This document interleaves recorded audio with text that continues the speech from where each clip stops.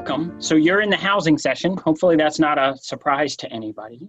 My name's John Copans. I work for the Council on Rural Development, and I am the facilitator for this evening's session. And we've got a couple other folks here as sort of visiting team members. We've got Sean Gilpin, and we've got Chris Campany. And then we also, I want to mention Leslie Black Plumeau. Did I get that right? Yeah, perfect. Leslie is our scribe for this evening's session. And I, first of all, thank you to Leslie. That's a hard job to be a scribe, but also just want to sort of let you all know that she's taking notes. Like that's, while the recording is for anyone who's curious to watch this afterwards, know that we have a note taker who's really trying to capture the conversation in as much detail as possible. And then we also, you're welcome to use that chat function also to submit any comments or feedback. Like I will copy and paste that chat function. We also, I think they probably mentioned in the opening session, there's a survey that goes out as well. Basically, we want as many ways as possible for people to share input or ideas. And so just know that your comments will be taking note of, but feel free to do that via chat and also the survey that will follow up. So I don't want to repeat too much of what you heard in the opening session, but really the focus of this conversation is not a sort of presentation to all of you, but really more of a listening session. And I would say not just a listening session, but also an opportunity for you all to discuss things kind of amongst yourself as well. You know, we did the Orange County session 2 nights ago, and one of the things I found just powerful to observe is like as the conversation got rolling, you saw some connections being made between different people around different opportunities in the community and in the region. And that's, honestly, that's part of the purpose of this is to have some theme conversations with the hope that some of that is an outcome. But also this very much is sort of a listening and idea gathering session from the governor's task force and the local and community recovery working group. I always mix up the name. And so the agenda for tonight, we're actually going to hear from Sean a little bit of some opening remarks, just kind of give us some lay of the land and get us thinking about the topic of housing from kind of a statewide perspective. And then we are going to sort of think about sort of what do you all want for housing in your community or in this region? Like what's the vision? If you could, no holds barred, like what's the ideal? What's holding you back from achieving that ideal? What are promising practices, strategies that have been deployed in whether it's at the town level or the regional level in regards to housing? And then finally, what are your ideas for additional actions that can happen sort of at all of those levels, right? Whether that's locally or state or regionally to address the challenges around housing and to work towards economic recovery and renewal. And then finally, we're going to end with some quick reflections from our visiting team members. And Leslie, I'll just put you on notice that even though you're the scribe, you're welcome. It would be great if you wanted to share some reflections too. You have no obligation to do that, but you're welcome to do that as well. So are there any, I guess the only other thing I would say is, you know, just to sort of set the stage a little bit, we use the terms response, recovery, and renewal. I think those 3 R's. And I think those are a helpful way to sort of think about this conversation. We are very much, and the truth is, I think we are in all of those stages of response. This is like no sort of natural disaster or disaster I think any of us have probably ever experienced, in that we are still responding to an immediate crisis.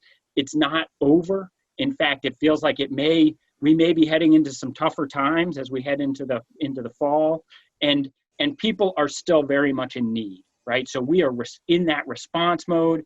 At the same time, many people are thinking about recovery. How do we sort of get back to sort of I don't know if I'd say the way things were, but really help people get back on solid ground. But then finally, I think we also want to be thinking about renewal and what is sort of the new Vermont, what is the new Windham region look like when we come out the other side of this? And we know, I mean, some of us were just talking at the beginning here about like working from home is something that's not going to go away when the threat of COVID-19 goes away, right? There are some things that have happened, some changes that have happened for better and worse that are going to be with us. And so how do we all think about what does that sort of new normal look like, and where are there maybe some opportunities for Vermont in that new normal? So I just want to sort of give you, not that I need to, but permission to be thinking across that full range of direct response, recovery, and also that more forward-thinking renewal as we have this conversation. So let me just pause and see if there's any questions before I'm going to turn it over to Sean for some opening remarks. Anybody have some sort of process questions or anything else? All right. Well, let's hear it. Go, Sean. Okay. Well, thank you, John, and thanks everybody for having me. My name is Sean Gilpin, and I'm here on behalf of the Department of Housing and Community Development. My boss, Commissioner Josh Hanford, is also part of this ongoing process. He couldn't join us today, so sent me in his stead. So just I know I want to get into the listening portion as quickly as possible. I think John did a great job of kind of laying out the unique situation that we're in with sort of an ongoing natural disaster. I've had some experience in the same realm after Irene, and this is certainly a whole different can of worms in terms of the longevity of our response phase and the overlap with the recovery. Just to give a little bit of background as far as the Department of Housing goes. So the Department of Housing and Community Development is part of the Agency of Commerce. We are statewide, obviously. Normally we're based in Montpelier, but right now we're all scattered to the far corners of Vermont. DHCD actually has some pretty unique roles, and the agency by and large is a pretty wide-ranging agency, a very horizontal, you would say. We run a pretty lean machine, but touch an awful lot of things. So our department does everything from community preservation and revitalization, or community planning rather and revitalization with the downtown designations and that sort of thing, to historic preservation, to the housing division. And we also work alongside the Department of Economic Development and the Department of Tourism and Marketing. So our agency kind of touches a little bit of everything and has been working double, triple time to make sure that we're responding to all the different aspects of this disaster response. The Department of Housing, or the Division of Housing, I should say, does very much a coordination effort. We work with a lot of different stakeholders throughout the state to make sure that everybody's trying to row in at least a similar direction, if not always the same direction when it comes to housing development and planning for that. We deal a lot with land use, and we actually also are sort of a conduit to some of our federal resources that have to do with housing development and oversight of that. So we're definitely a bit of a sort of information clearinghouse, if you will. And so I'm looking forward to answering questions. One of the major resources that we do administer are the community development block grants, which I'm sure many of you are familiar with. We also, I think, we should note real quick, prior to the COVID-19 pandemic sort of really manifesting itself here, we'd been working with Leslie's shop on housingdata.org, a revamp of that site that's hosted by the Vermont Housing Finance Agency, which I think is a really great resource if folks haven't tapped into that to get community level information about the housing scene in Windham County, and actually in many cases in individual towns throughout Vermont. Similarly, our community planning and revitalization folks were working with the Congress for New Urbanism, and just, I think yesterday, the days seem to be blurring together, but I think just yesterday, released a report or really a guide about what had been dubbed zoning for great neighborhoods, which is a great way for folks to kind of wrap their heads around the bylaws that are in place in their own towns, and sort of question whether or not they are serving the best needs of the communities in terms of encouraging more housing development. So that's some of the stuff that we were working on beforehand that hopefully will also help with the renewal aspect.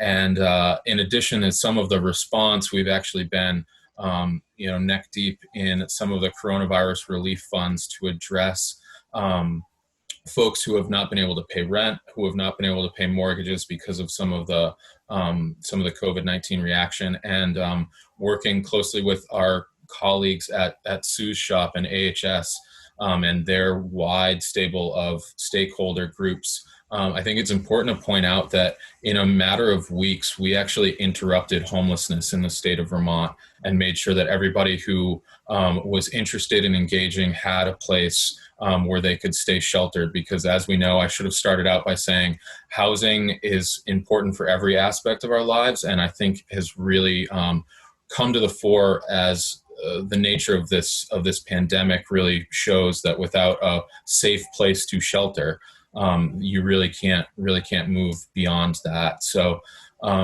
it's some really impressive work that's been done across the state, and I'm eager to hear about the thoughts of the needs of Windham County and to interact about how we might be able to get as quickly as possible to that renewal phase.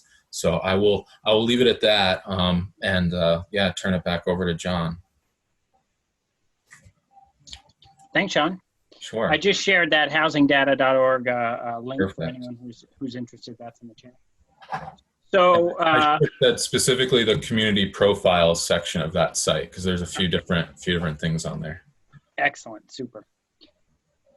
All right. So the first point of discussion tonight is what do we want for our community in relation to housing? So. And it's a funny time to sort of raise that question, because in just like we've said, right, we're in sort of a recovery, we're in a response, we're in a renewal, we're thinking about all of those things. And so as you think about sort of what you want in relation to housing, some of those needs might be immediate and some of them are longer term. And again, it's okay to sort of mix all of that together. So I will turn it over to you all as you think about this. What might be a vision around housing in Windham County?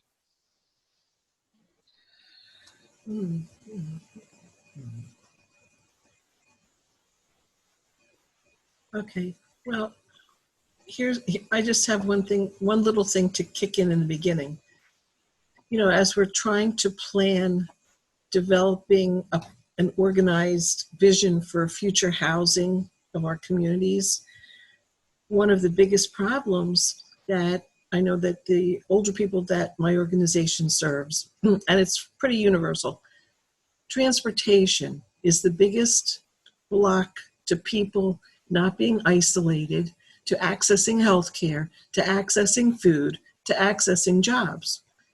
So I think when we plan some housing ideas or development within our communities, we need to make sure that transportation is linked. In other words, somebody might have a 40-acre farm outside of town. That would be wonderful for developing housing. But the people that live there, how are they going to leave their homes? Mm-hmm. How are they going to get to the hospital? So we have to coordinate both transportation and housing nucleuses so that they function properly for human beings. Great. Thanks, Joanne. And I should say, just like from a Zoom protocol standpoint, I think we're a small enough group that feel free to, I don't feel like I need to sort of necessarily call on people. Feel free to unmute and talk, or if you prefer, just kind of raise your hand, show me, or you can use, there's like a raise the hand function. But just, we're a small enough group that just go for it. Chris. And I was going to note real quick, I'm a resource for this group. So even though we're involved, the regional commission is involved in housing planning and that kind of thing, my job here is to listen. So if you're wondering why am I silent, that's why. So. No, and you're recording, so you've got to keep your eye on the tech. Yeah, although Chris, I will give you some like latitude on that front. I mean, generally that's our guidance but again, we're a small enough team that this can be a pretty informal conversation. What do other people think? Sue?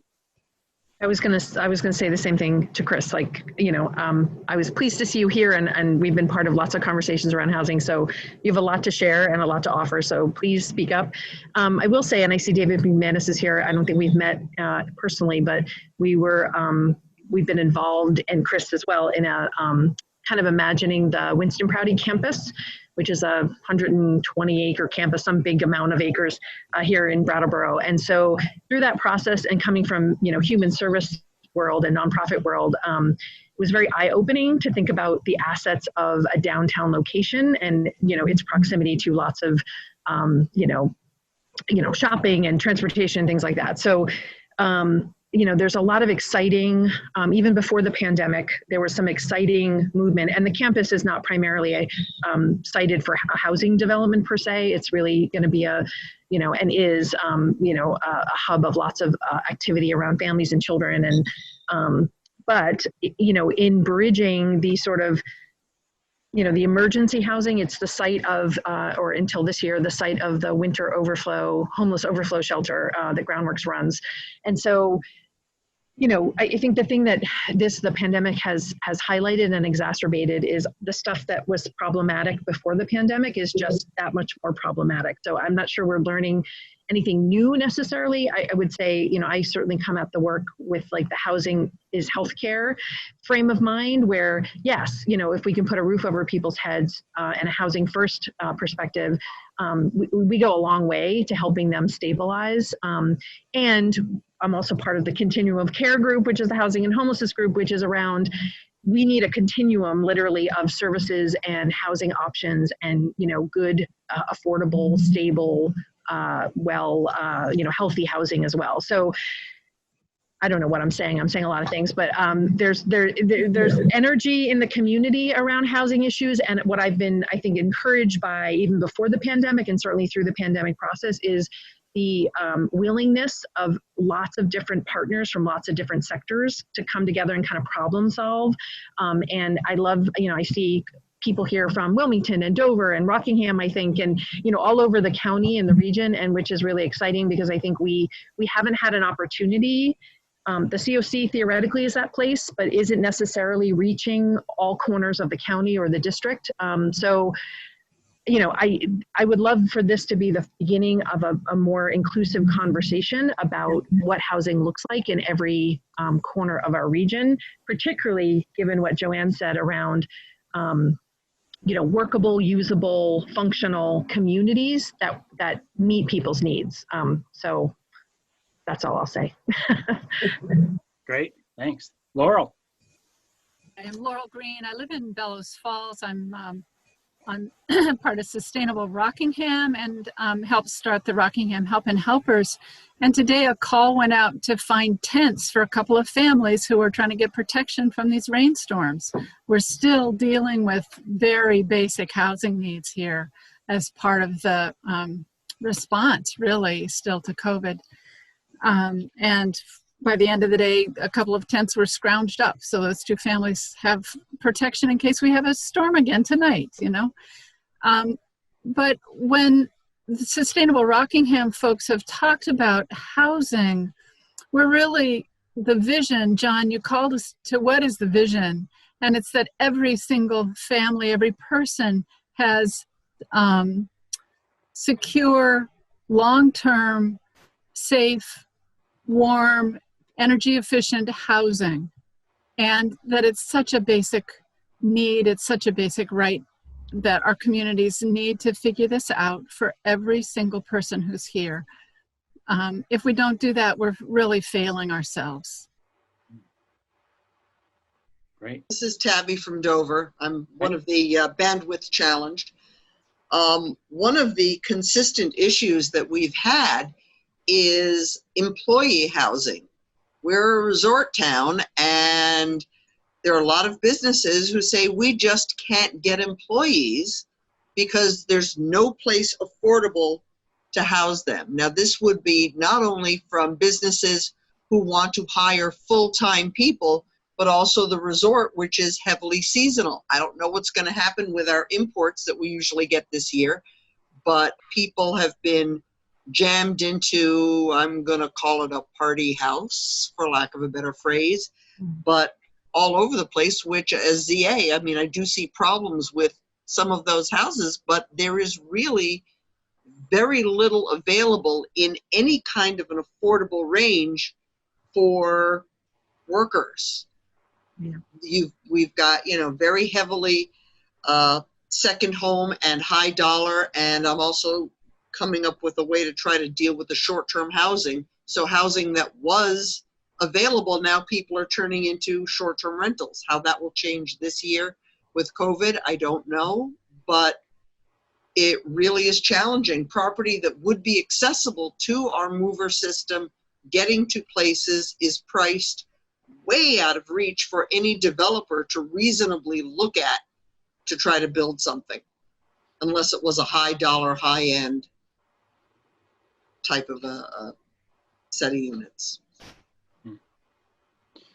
Here in Montpelier, I'm aware of many transplants, temporary transplants, let's say, who have come to Vermont to rent for the summer to get out of a more urban setting, given what's going on in the more urban settings.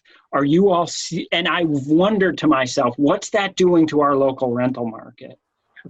Because like I know anecdotally of like one family as an anchor who lives here, and literally 4 apartments that have been rented in relation to that one family. And so now that's anecdotal, who knows? But Chris, I see your hand go up as some reflections on that. So what we're seeing, if just for fun you want to download like the Realtor.com or Zillow or other apps, you can kind of follow what's happening as markets come onto the as houses come into the market, and then if they're at all habitable, they tend to be under contract within less than a week. And anecdotally, we're hearing a lot of these are cash deals. They're going for at least the asking price, sometimes more. Which one of the things you'll notice too are some of these are multifamily that likely are getting converted to single family. So I would expect that, it's as a planner, you always see these things as kind of gray. On the one hand, there's an opportunity here to have more people come into the state. We've been saying that we want that to happen. A lot of the families that seem to be coming into the state are younger working age families.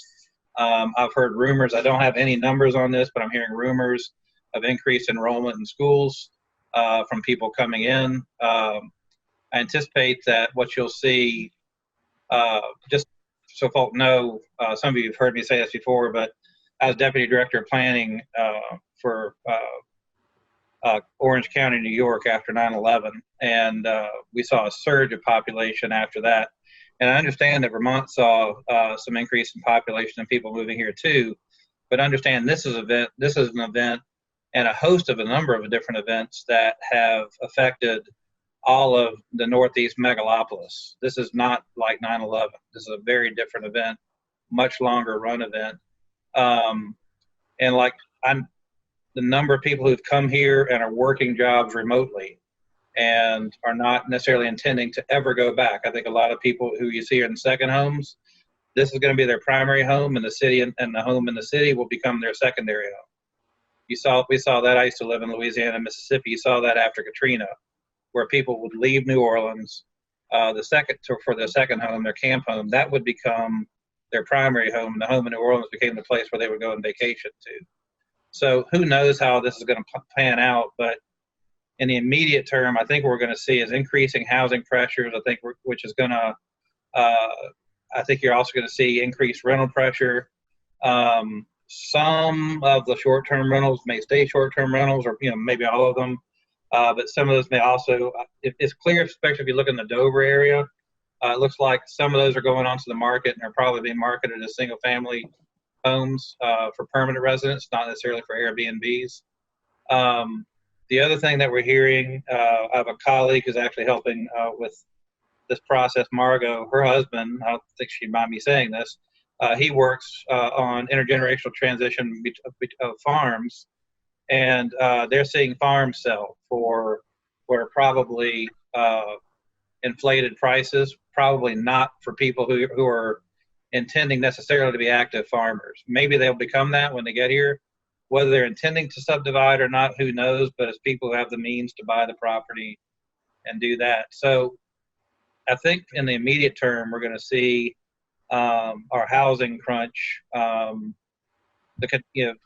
Vacancy rates were already very, very low. I think that problem is going to get worse. And I think we're going to need to start, and one of the things that I want us to do as regional commissions, we need to work with planning commissions to get ready for probably seeing development pressures. How much, I don't know, but probably more intense development pressures than they've seen in a while. We've been, actually since last year, I've been urging planning commissions to kind of stress test their plans. But one of the challenges is going to be, and Joanne, you mentioned this, is getting housing in the right places. What the regional plan and the town plans all call for is compact settlement, but you have to have the infrastructure to support that. Mm-hmm. One of the things that I notice driving around right now, I have no idea who's building the homes, but you'll see lots that already exist on Class 3 town roads and on state highways. You'll see the roads getting cut into them right now in a little rectangular block cut out of the woods, and you're seeing new foundations going in. So people are building homes right now, but it's in a dispersed pattern. And so if we do start seeing housing development, one of our challenges I think we're going to have to deal with really fast is trying to get this right and achieve that compact settlement so that you actually have walkable, bikeable places that make transit work, that make energy work. And I'll just put in an argument for this just briefly. Also something that keeps people out of floodplains and fluvial erosion hazard areas, because there's a tendency sometimes in the rush to build housing to put people right where they shouldn't be. And we need to think about that within the context of not floods we've had in the past, but floods that we're having now and we're going to have in the future. The hydrology studies and things like that. Yeah. So, but instead of like modeling it after the current FEMA 100-year estimates, it's probably more like the FEMA 500 or 1,000-year estimates. I hate those terms because you can have a 100-year storm twice in a year. But I don't mean to go on about all this, but I think we're definitely seeing some change. Nobody's got a crystal ball. We don't know how long run this is going to be. We don't know what the longer run impacts are going to be on the economy and investments and other things like that. But one of the things too that Sean or John mentioned is, for a time, we did provide housing for everybody, which really did underscore it's a matter of budgetary will. We've got the capacity. It's really a matter of where do we put the money and what's our tolerance for putting that money into housing for all. And that's something I hope we don't ever forget, is what we're able to do. And we're also, hunger is out there, but we've been really ramping up our ability to feed people too. But one of the things I think we're learning is how hard it can be for people to get to food if they have to depend on a car to get there, which again makes the argument for compact settlement.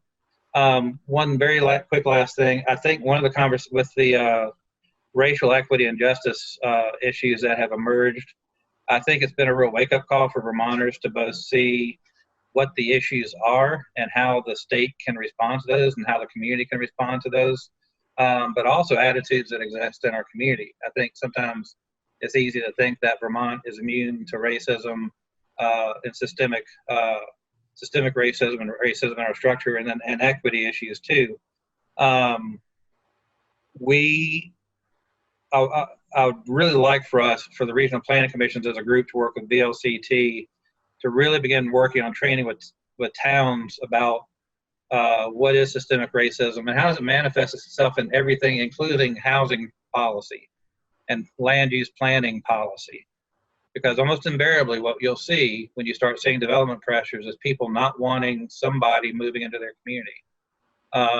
And we need to have that conversation soon, because no matter where I've lived, and we've seen it here in the region, sometimes even with multifamily housing development projects, where people become concerned about who might move in there. We need to develop the tools within our communities and to have the conversation so that we really can achieve equity and justice in the land use planning that we do, so that Vermont doesn't become a virtual gated community. Thanks, Chris. Laurel. Chris, I'm always just love to hear what you have to say. And I'm really glad you included the equity piece. I want to just add class into that. That's what we're seeing already, is that people who are poor or near poor are getting bumped. And part of that, which I was surprised you didn't mention, is there is pressure because of climate change in Vermont. There are people who are buying on high ground here because they were living, near Washington, D.C. or on the East Coast, on the seaboard. And there are people, part of what has been happening already is people are fleeing rising waters on coastal areas and climate change. So we just have to not forget that in the face of COVID. There's this bigger looming disaster. Oh yeah, I see it. Chris, I'm gonna let David. I see David, who hasn't spoken yet, with a hand up. David. Oh yes, thank you. And Chris, thanks for not being silent, not listening. I work with Chris, very, very occasionally, seldomly, but we have meetings and talk about this issue. Pre-COVID, I do work for the Delta campus, which is a 130-acre campus in Brattleboro, about a mile from 91. And we're just south. We share a border with Winston Prouty campus, which is a 180-acre campus. And we're interested and have had a long run at it to develop a mixed-use campus. So there are people who work there. There's a yogurt factory, and Omega Opticals there, so there's 200 employees. And the live part is that we've started with an Act 250 permit to start building housing, which is the next phase of the development of the campus, and to continue that housing construction, which will start this fall. But we've been trying to do it for a while, and it has to come together financially. It has to come together in a lot of ways, permitting and. But we see the need. Obviously, there's a need, even more of a need now. I think it's very interesting that Chris's point about second homes becoming primary homes in Vermont. So ironically, this pandemic is kind of stimulating some kind of economic development for the state. That people are saying, you know what, I'm tired of Boston and New York. I got to get out of here, and I can do my work, as someone else said earlier in the call, from home. I think it was you, John. So, the new normal is building homes that are affordable. People from across the continuum, as Sue has mentioned, we've been on a committee looking at low to moderate income. There's people who are, on the higher end, doctors or whoever. They need places to live too, because our hospitals need doctors and nurses, and they can't find places to live either. So we're poised at Delta Campus to do this. We're talking with Prouty to kind of come up with some coordinated effort to do it together in some fashion. We haven't gone public with that yet, but we're talking with them about it. And we're excited. We're going to start by connecting our trail system. The trail system, we're working with the sustainability director in Brattleboro to link trails from Brattleboro to Prouty to Delta, so that we've got this, connector, so at least people can walk and bike. And maybe a golf cart down the road that that can be done. Yeah, that's the fast lane. Yeah, but no cars yet through the two campuses connecting yet. But we're really excited.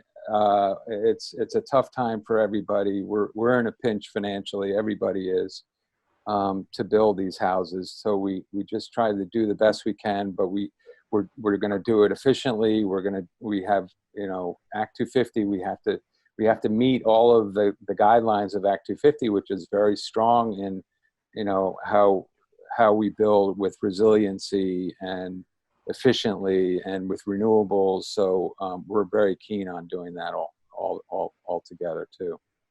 So I'll yield there. Thanks, David. So we're I'm kind of letting us go here, but one of the next prompts that you've already touched upon is sort of we've talked a little bit about the vision, and I have to say, Laurel, you did a nice job of really synthesizing that pretty powerfully. So what are some of the barriers that get in the way of that? And let me say to you some that I've already heard. You know, even Joanne, you talk about the transportation piece, like doing it in a way that makes sense in the location that makes sense. Right. And sometimes the right location has a set of challenges that frankly the wrong location doesn't, right? So how do you level that playing field? And infrastructure, I heard Chris mention as one of those, right? Do you have the capacity, whether that's like wastewater or something else, so that you can do that development where it needs to happen? And then this interaction between sort of I guess somebody said the term continuum, right? Where there are folks on the more, let's say, income sort of challenge side of the spectrum who get pushed out of the market because we may be seeing this influx of people coming in at the other end of the market, and that's both happening for the purchase and the rental of property. So maybe those are some things that are interfering with the vision, but are there other things that folks feel like are obstacles that are holding back from that vision of everyone having sort of a secure, safe, warm, efficient place to live? Gretchen. Oh, yeah. Hi, thank you. So just to talk a little bit about Wilmington and Dover, you know, our populations, it's very difficult to find a developer to take it on because the amount of people, you know, they're not going to make their money back fast enough. We also have a huge, our average in the valley for a 1-bedroom is like $1,200 a month. It's a lot of money, unless you're on services. And the apartments that people are, when they're on services, are very dilapidated, and they really need, you know, a reconfiguration. Windham Windsor Housing Trust, I must say that they have done a great job in Wilmington, and they have some really nice housing. But the majority is just really, it needs a full makeover. But just so that you all know that, again, we have a Bi-Town Economic Development Committee, and we have speared off a subcommittee of housing. And we did get funding through our local 1% option tax money to do a housing analysis.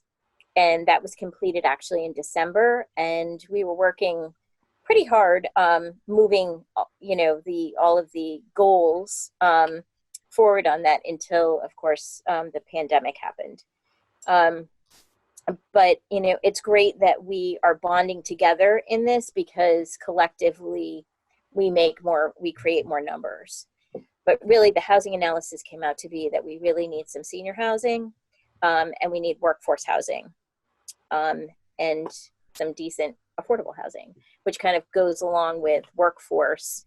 So those are my comments. And of course, you know, I just want to say, you know, Tabby was spot on with, you know, a lot of these really nice apartments that were going for, you know, $600 to $800 a month.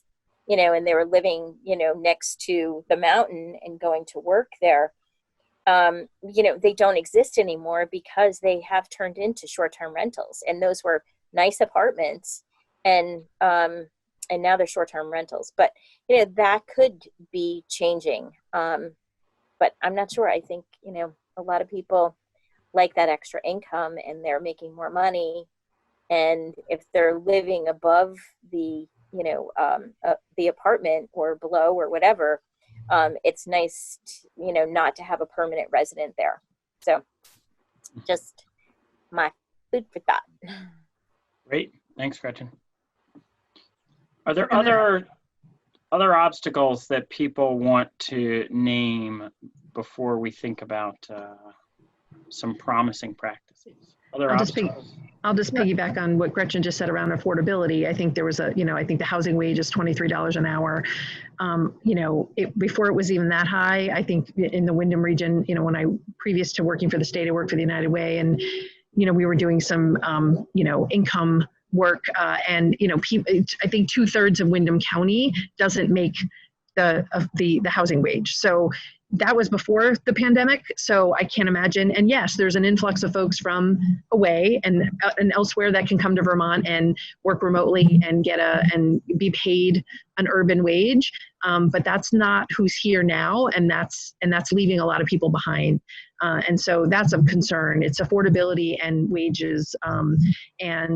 We do have a robust human services system, and I'm proud of that. And I'm proud to be part of it.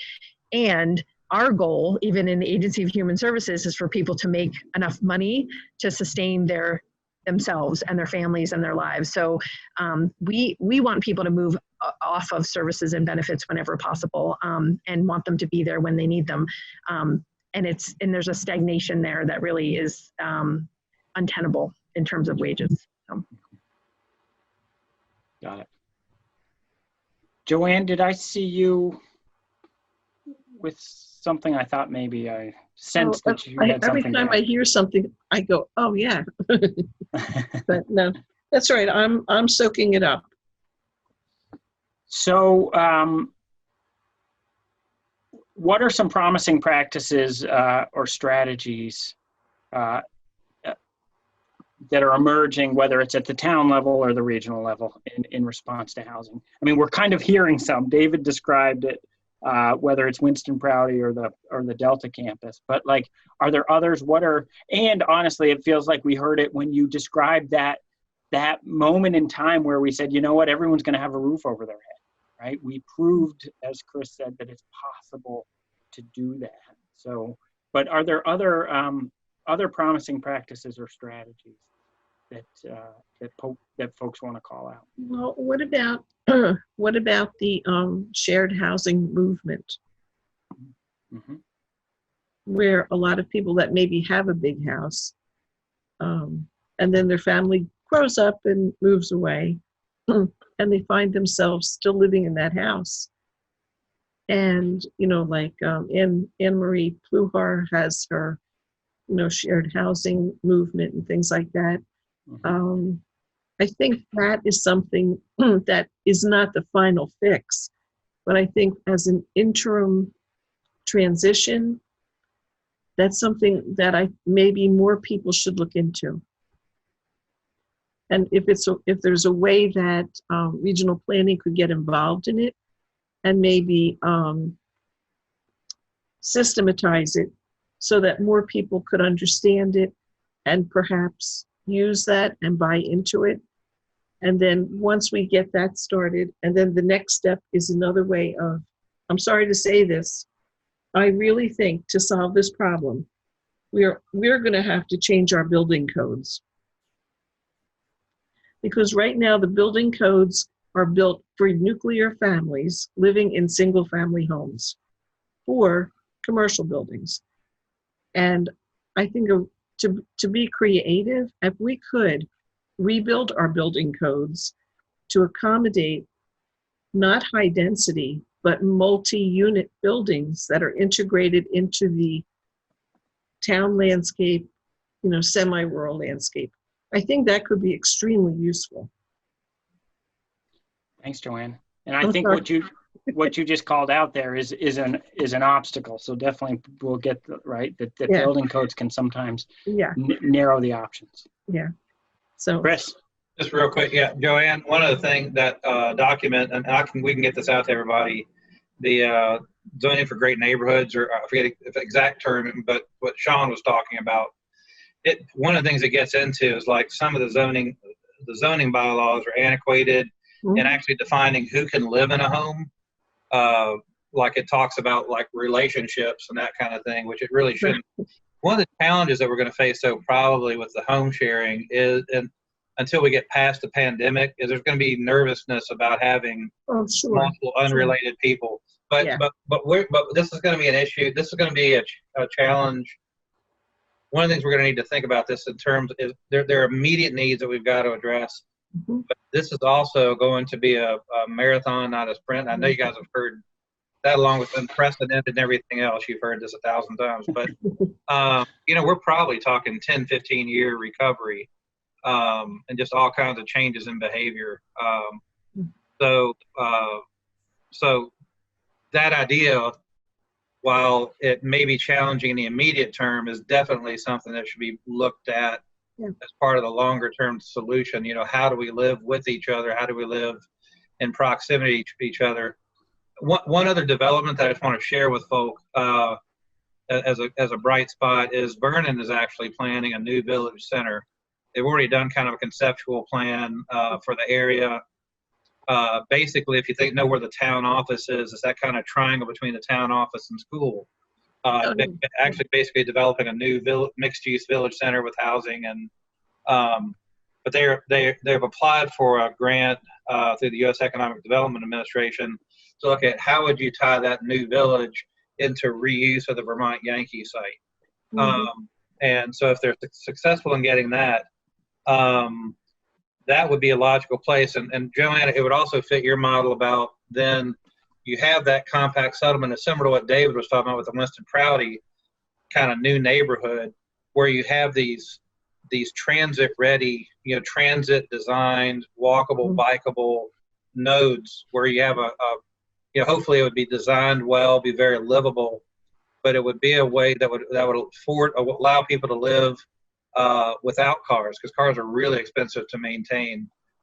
Being able to get from point A to point B together and do the shopping and that kind of thing, but not have that expensive a vehicle. And then that gets to Laurel's point about reducing greenhouse gas emissions. And one of the challenges I can tell you that we're going to face that I hope we can resist is there's likely to be stimulus money no matter who gets elected coming out this next year after the elections are over.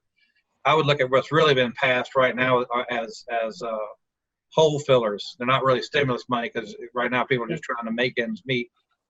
But there will be probably stimulus money, and there's going to be a real push to spend that money as fast as possible on whatever.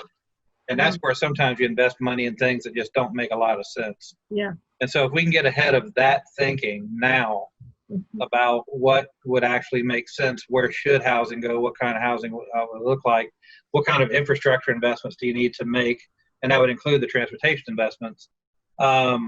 I think that would be a good practice for us to be thinking about, so that we don't wind up squandering, millions or billions of dollars in money that's going to, because I can tell you it's going to come from the feds. They're going to say, hurry, hurry, hurry.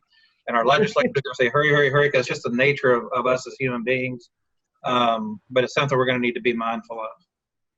Yeah, good point. And there are some promising practices that also sort of point out some of the challenges. So I'm being Debbie Downer in the promising practices thing, sorry. But so, we have other examples with Algiers and Guilford. I mean, there's great town specific development, and Windham Windsor Housing Trust is certainly we don't have enough. We want to clone Windham Windsor and have more of them and have more partners that are willing to do that kind of work.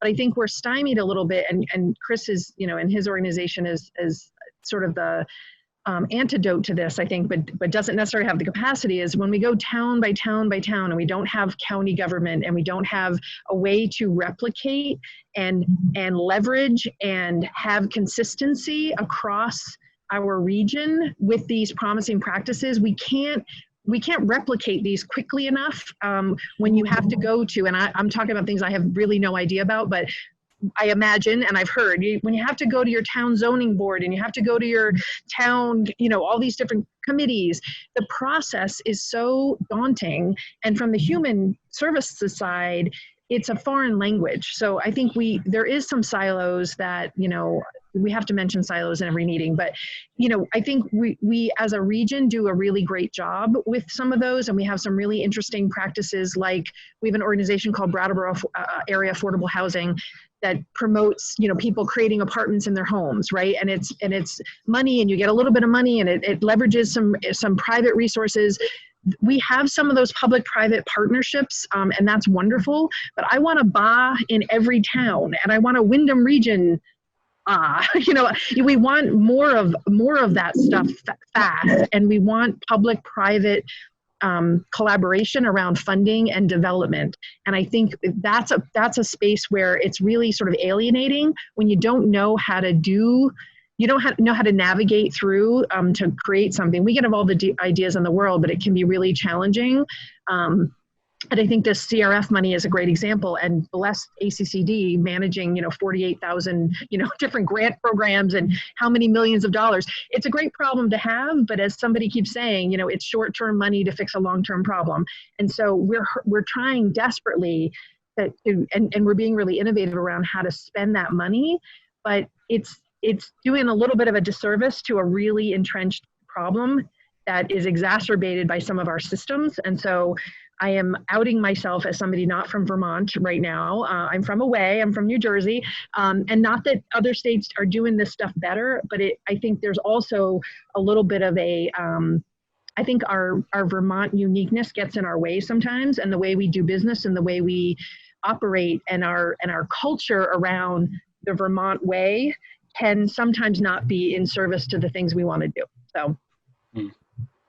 Yeah, that's interesting. In a previous career, I was at the Public Service Department, and if we think about solar projects and like a consistent statewide body, for better or worse, making very consistent decisions such that you could go basically into any town and know that you were going to have the same process around siting. It enabled a huge blossoming that, like housing, we don't necessarily think of that same way, but how do you move from that one-off, project by project, town by town, to something where we are doing it in a much, and that's what it takes to probably to solve the problem, right? That's interesting. Well, how did back in the, I think it was the 40s or 50s, when we had the Vermont Electrification plan, and electricity was brought all over the state. I mean, that it can be done, right? We can have a uniform development plan for the state, or at least for Windham County. But I'm not sure how. I mean, we have our Regional Planning Commission, which is very useful. Maybe there's a way we need to get our state legislators involved in a cohesive approach to this. Like, not that they have to come up with the plan, but they have to make sure that a plan that we could come up with that makes sense gets implemented. If they would work together. Yeah, and I don't think we'll solve it right here, but I think we definitely can call it out and make, I see some nods from Leslie, our scribe here, so I think she's getting the concept. So Leslie has a very hard job. No, you guys are great. You guys are great. I want to make sure that I got, you just mentioned two promising practices. John, where did you work before? You were talking about your experiences. What department? I was at the public service department, and I'm not sure it's to be replicated. I think Chris might have some arguments otherwise. So, but just sort of citing from that experience of having one consistent statewide policy with a very consistent set of permitting steps versus it's so much more piecemeal when we talk about other types of development. Yeah, so. And then Joanne, you mentioned like a statewide electrification, that movement as another just example. Just as an example of a statewide development project. Yeah. Okay, thank you. So we've got about 30 minutes left, and we can solve everything. We're talking about promising practices. And then I think also, what are your ideas? And to some degree, these conversations start to merge, these topics start to merge, but not just sort of what you've seen, but what are your ideas for additional action that needs to happen? And let me be clear, those are actions that maybe could happen at the town level, they could happen at the region level, but they also could happen at the state level.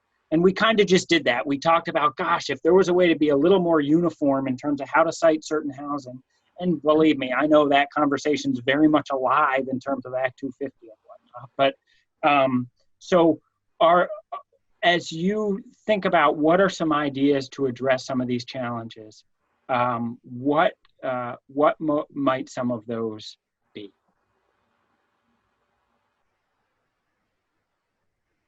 I just think of something to see if people like it, because I'm not necessarily preaching to the choir here. I just want to run. But one of the things that I've been wanting to do, and we had actually developed a proposal for EDA, but it didn't look like it had much of a chance of getting funded, is actually doing like the physical, in a lot of places when you do like here when we talk about town planning, it tends to be this very broad policy document. But in other places, what can also be done is like doing the detailed physical master planning. And it's not some kind of socialist approach, that we're going to, the town is going to develop housing and blah, blah, blah, blah, blah. But what it does is you work with the community and you think about, okay, we've got this compact settlement. We could use Wilmington as an example, or Dover, or to some extent, Algiers Village is kind of an example of this, where you actually go through a process where you go looking at this place, recognizing what already exists there that we want to keep, that we want to continue to sustain, housing and business and that kind of thing. How do we grow? How do we accommodate more housing, more business within this existing space? And then in the immediate surrounds in a way that that responds to the land. In that case, I'm talking, keeping it out of floodways and fluvial erosion hazard areas and that kind of thing. How can the community actually grow? And then you actually start thinking through, well, this would be a logical housing corridor that would then connect to this additional, kind of mixed commercial node or something. I'm using all kinds of planning jargon bullshit, so pardon me on that. But basically doing the physical master planning so people can actually visualize how the community can grow, how you can retain what you've got, grow what you've got, and then expand what you have, as opposed to use all this policy jargon that we tend to have in our town plan. So you can actually see what it looks like. And you actually hire landscape architects, other folks to look at that. And then once you see what you want your community to be and how it can grow, then you can come back, you work backwards and say, okay, what kind of infrastructure would it take to support that? And then you can base your zoning, you use form-based codes or other things like that to say, this is how we actually accomplish this. And then you can begin to implement it. And Nashville's gone to a point where they master plan each neighborhood so that they can achieve the settlement patterns that they want to have. And you really do, and this is one of the keys to make this work, you really do have to have those equity and justice issues at the forefront of this so that you're not leaving anybody out. But anyway, I just wanted to throw that out as kind of a good planning practice and see if that resonates with anybody, or if you just think that sounds like not a good approach to take. It's beautiful, Chris. I love it. A few years ago in Montpelier, a sort of a third-party organization, Sustainable Montpelier, or maybe it was Net Zero Vermont at the time, sponsored a design competition for the city of Montpelier. And they set up some parameters, and including how do you take some of the parking, because we have a plethora of parking in downtown Montpelier, and transition it and build X number of housing units. And then it was a competition between a bunch of design firms. And to me, what resonates, Chris, about what you're describing is what I found so powerful as a Montpelier resident in that is that someone then took different sites in Montpelier and did some of those drawings. And it helped me visualize what was possible in a much more concrete way that a zoning map just never gets you to. right? And all of a sudden, every time I drive by a particular site on the edge of town that they drew a 4-story sort of housing on the top, restaurant on the bottom. Now, every time I drive by there, I imagine that building in that site. And I think about, wow, that's like, what a vision that is. And so I just share that as like, is that kind of, I mean, that was a contest, that was a different process, but that's sort of what you're talking about achieving, is sort of so that people can see it a little more tangibly as potential. I see David. David's got a hand up. Go for it, David. Yeah, just following up on that. We talked to Beth Sachs, who led that a competition, and we're going to try and emulate it. Again, this is not formal public information yet, but we do want to, not try and recreate, but we can only do so much in terms of what the land deserves, what the community needs. And I am not a landscape architect. I'm not an engineer. We have the capability to develop this campus, but we don't have the magic sauce that's going to say, sprinkle it on top of Delta campus and say, look at this magical place that we've created. I think Beth led the way in a good way to show us how to do that. And I really enjoyed that, John, that the results that came in, reading through them, how they stretched the imagination, but still kept it, practical.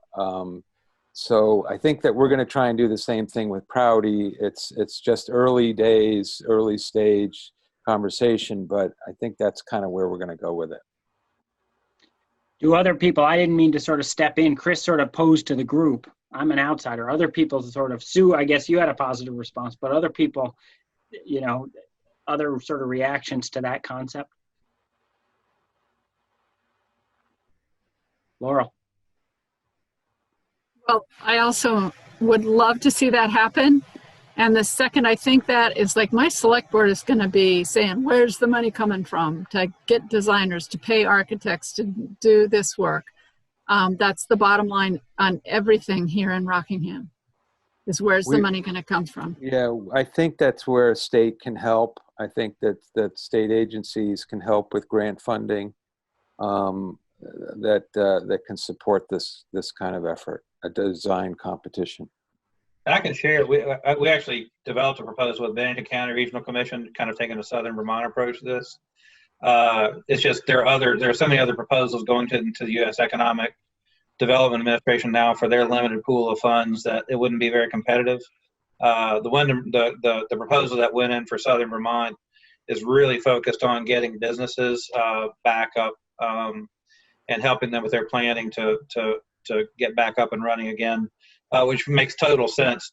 But my hope is, I was talking before about, additional stimulus money that we can actually, instead of just, investing in off the cuff ideas, actually use some of that funding to do this process so the cost burden doesn't fall on the towns. The towns are engaged, the local planning commissions are engaged, but the town's we're not having to do this whole Hunger Games for planning funding, where all the towns are running out, stumbling over each other, and the one that's best organized gets the money and does the planning. I would say the state needs to do this for every single town, so that we can actually develop the better plans. And one other idea I'll just throw out there.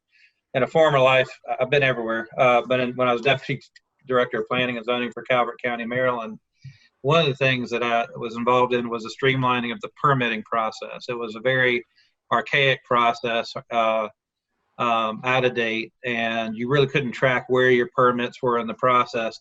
And I think that's one of the issues in Vermont. There's a lot of concern about Act 250, especially as it relates to housing and other things. And I'm not disparaging our permitting processors. I'm just thinking Vermont has a kind of an outdated system. It's very diffuse to multiple agencies. You don't have many people who are cross-trained and being able to look at multiple issues.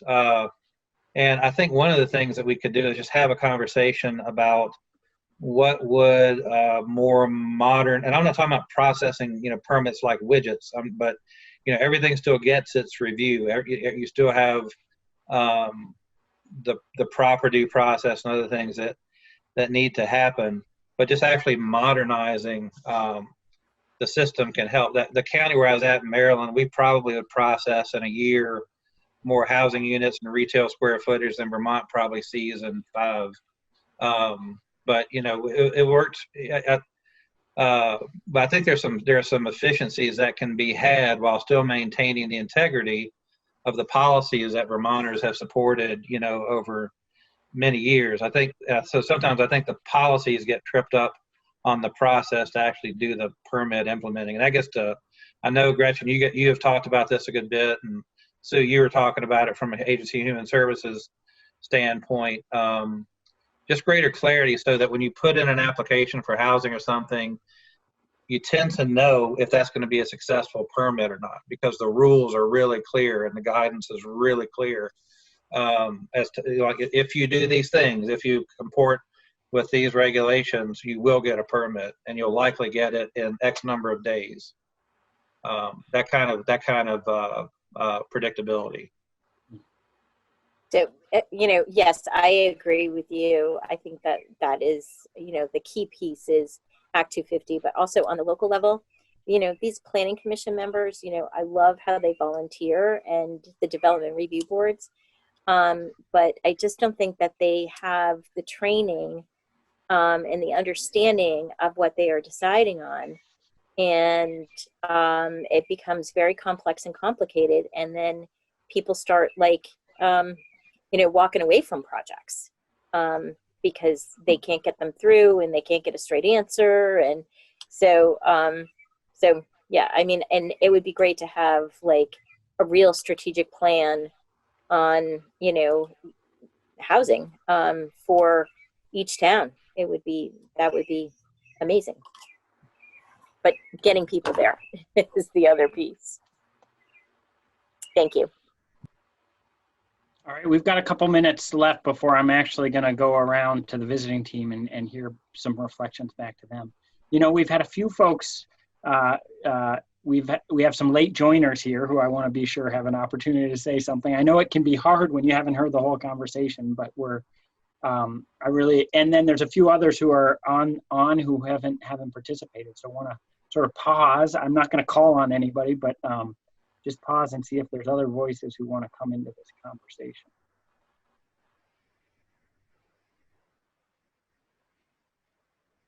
Yeah, I'm glad to just listen for now, because I think I know I came in late to the conversation. I work with SEVCA in Westminster as a family services worker, but I also am involved with more arts, cultural projects outside of that, or whatever you want to call it. And interested in mediation and things like that, and how that can play into the housing crisis and getting more people housed and feel like they're part of a community. So, yeah, but I'm glad to just hear what's going on, because I just came in a bit late. So, thank you. Others, other sort of as this train leaves the station, this sort of idea train, other ideas that folks have for. Where are there some opportunities around housing? Yeah. Can I say one more thing? Go for it. We didn't talk about it, but it's already been done a lot, but there's so much more opportunity now because of the financial repercussions of what we're going through. But we should re-examine how we could interface commercial properties with residential properties. I think that if we could do some more creative integration of that, you could get some pretty good affordable housing, and it would also boost some of the business people, help them have some extra income. Yep. Yes, I think we won't know for a long time what the implications are for our commercial real estate market, but we know they're significant, don't we? That's great. Other ideas or other thoughts? With our aging population, I can't help, I always think about intergenerational, and the house sharing model it speaks to this somewhat, but I think there's also a workforce development issue. We have folks aging and we don't have enough young folks in our state, and, you know, kind of building those bridges between the generations in terms of their relationship and their interdependence on one another, and the possibilities for mutual support, I think could, you know, be something that's really positive.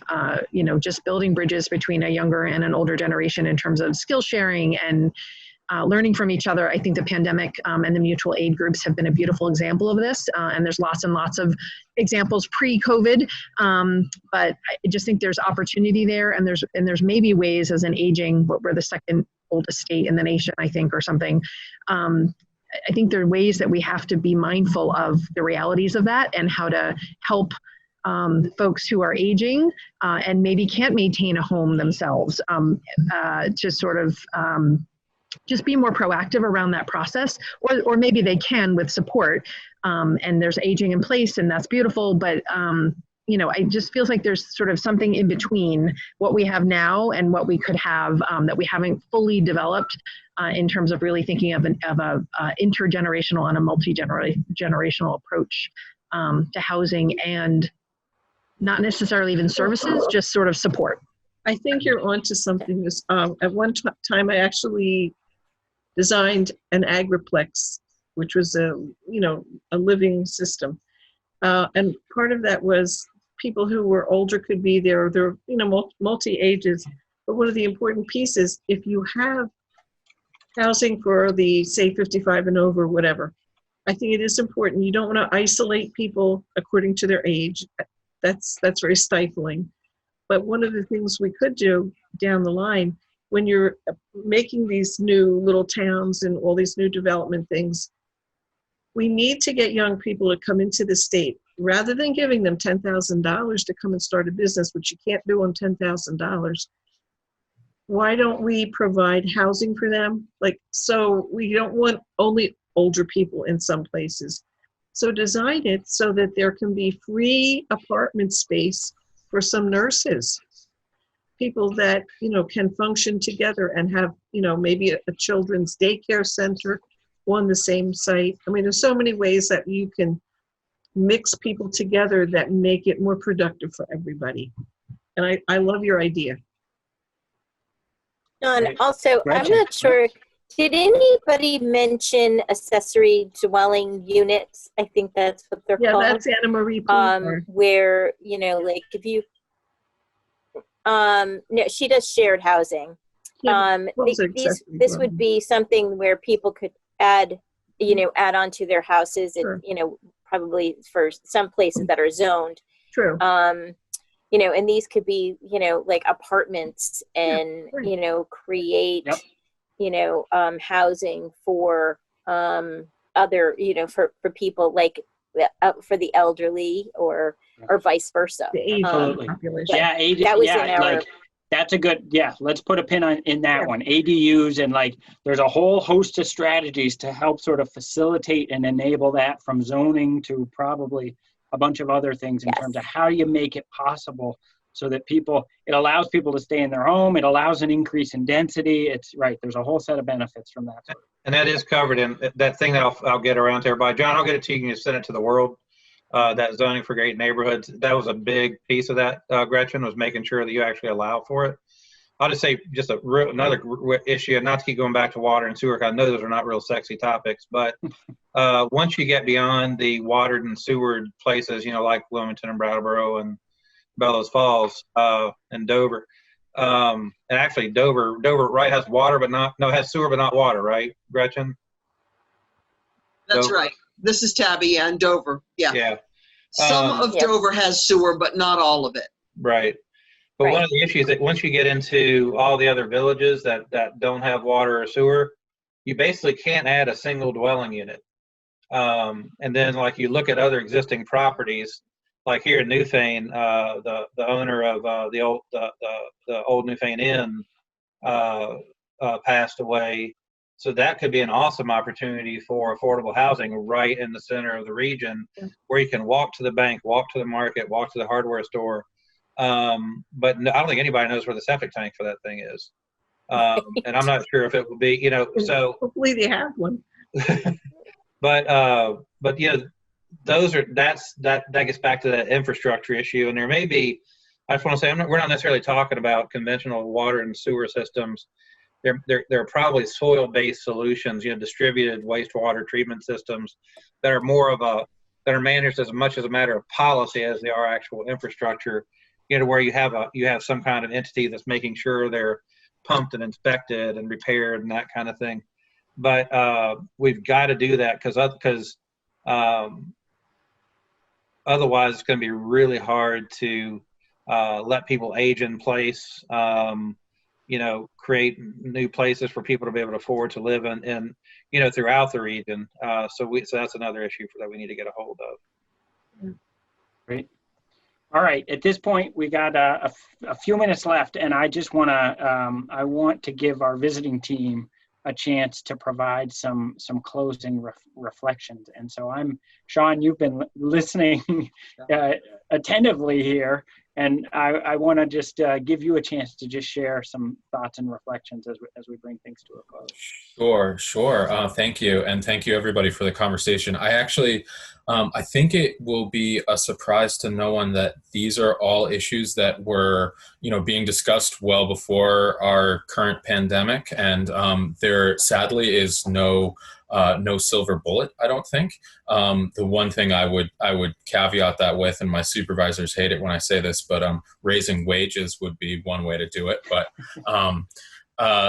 we actually we've been talking. What I'm hearing a lot about is really utilizing the assets that I think Vermont has done a good job of protecting so far, and needs to perhaps open up a little bit. You know, things like making sure we have a transportation system that can address folks' needs, the needs of those who are aging, as well as those who are interested in coming into the state and need, whether it's for seasonal working or just sort of the young folks trying to make a start here. I mean, fortunately, a lot of that is all based around you know, more compact centers, walkable areas, places that have. I know that the word density can often be a four-letter word, but I've heard some folks talk about things like multifamily units, accessory dwelling units, which is the type of what we would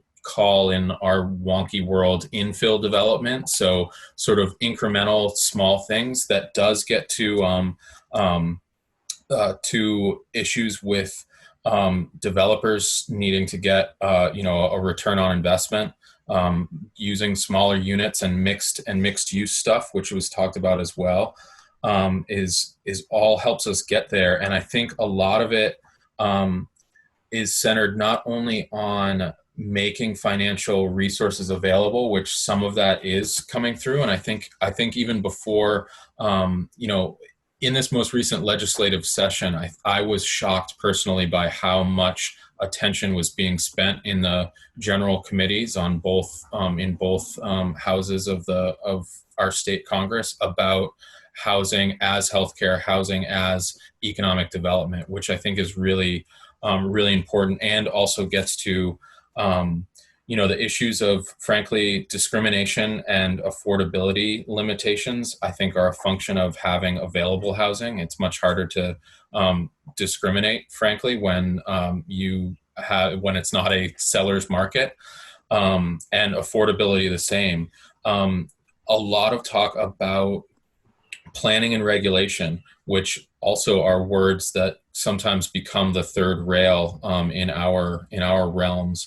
And it's great to hear that there's so much interest in really addressing that on a more comprehensive level, and not necessarily town by town, which, as Chris kind of mentioned, is really the goal of our Zoning for Great Neighborhoods project, which is also being accompanied by what we're calling the Housing Ready Toolbox, which will be, it's not available yet. I don't want to see Leslie cringe because it's going to be on her website too, but but also is going to address some of the sort of softer side of things that are non-regulatory, that can help people message the work that we need in order to make sure that everybody does have a safe, healthy, efficient, warm place to live. And I think actually, frankly, just the amount of discussion about regulation and permitting predictability is a really promising way that this discussion has gone, that I think is relatively unique, that has not been something that folks are willing to address in the past. So what I will say is that I personally am inspired by the conversation and happy to know that there are some resources that we've been putting together so that folks like yourselves who are interested are able to sort of take those down and address select board, development review board. And also, if I know that at some point somebody mentioned dealing with a consultant to do a housing needs assessment. And all of these tools were intended to kind of make that baseline so that when a community does intend to go out to get that sort of third-party professional view of things, they can give them a baseline of information and actually get more bang from their buck when it comes to some of the planning grants, which we also do have funds for certain levels of planning. We work with folks like Chris's shop pretty regularly, and so hearing about addressing the structural issues and not a concern about scare tactics and the sky is falling because we need to put everything under glass is really great to hear. So those are sort of my quick reflections, and I will be happy to put together some more information for the VCRD crew in follow up to this discussion. So thank you. Great. Thanks, Sean. Thank you. Leslie, I want to give you a chance if you want to share any closing thoughts as well. Oh, sure. Just a few, just want to repeat what Sean mentioned, which was how inspired I am by your discussion here, and encourage you to keep talking about these ideas that could really make a difference. And one thing that could happen is that Windham County, which was really on track to, as a county, pretty much continue a very stagnant population growth, even losing some households as a county. And now has an opportunity, maybe a silver lining here for Windham County to create a vision for this region that both protects the vulnerable and provides for some economic growth as a result of this topsy-turvy year that we're going to go through right now. But I heard you all talk about in-migrants and vacation homeowners maybe choosing this region as their permanent home. I heard some more indicators of some growth that wasn't prevalent in Windham County as a whole prior to this. And I think that you all could work in your local towns. We don't have any county governments, but we have regional commissions and we have local housing. You have an opportunity to work with your local government. You could propose, if you don't already have one, a local housing committee, because those committees can take the responsibility for fleshing out some of these ideas and proposing changes to the Planning Commission and coordinating with each other through the Regional Planning Commission to share best practices and move forward. So that's my plug. Thank you for having me. It was great to listen to your ideas tonight. Thanks for taking notes. Leslie, thank you for being with us and for taking notes. There's no greater shame at VCRD than being late to get back to the large group session after the breakout. Chris, I hope it's okay given you've participated pretty actively. I am hitting paste into let's see if that, oh yeah. So there's a link now in chat for us all. That link will take you back into the main session if you need that. I really want to thank you all for this. I'm not going to belabor things anymore, but we're giving up, at least in Montpelier, it's a pretty nice summer evening. Some of us are doing this on the clock. A lot of you are doing this as volunteers, but this, the dedication that we see across Vermont in terms of the way people care about their place, their community, and their willingness to kind of step forward and have these conversations is always, it's invigorating for folks like us who get to come help with these conversations. So I just want to thank you all for that privilege and opportunity. So Thanks, John.